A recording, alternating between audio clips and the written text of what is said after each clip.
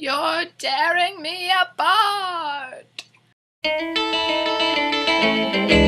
Well, that'll be the day when you say goodbye, yes. Today, we're going to be talking about the 1955 classic flick, Rebel Without a Cause.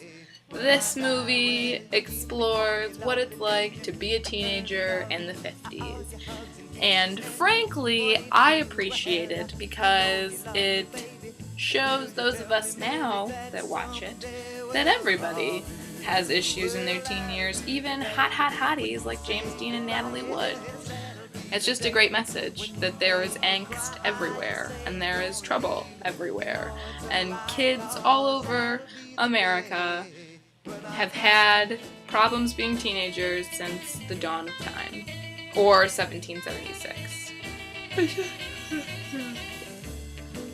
This movie actually came out after James Dean had already died, so everybody was falling in love with this kid and he wasn't even around to appreciate it. How sad. He just gives a really genuine performance. All of them do. He and Natalie Wood and Sal Mineo they've got a great dynamic. And I mean, it was suspected that Sal Mineo was James Dean's lover, so that could have something to do with that. But they all just work really well together. Obviously, the clothes are vintage and fabulous, and I love them. And that red bomber jacket that James wears in most of the movie is just high quality.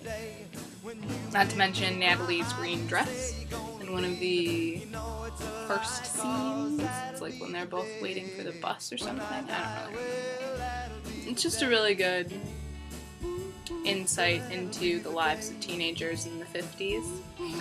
How hard it is to really be anything at all, other than like everyone else.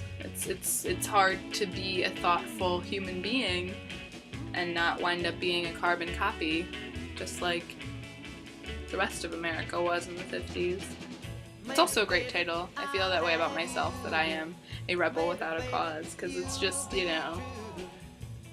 he's fighting, but what is he fighting for? Anything real? No.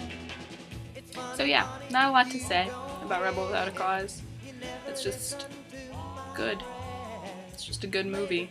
It's probably my favorite of all three of James Dean's movies. Definitely my favorite, because East of Eden is really wacky and Giant's like 3 hours long. So they had put a fart machine into my sleeping bag.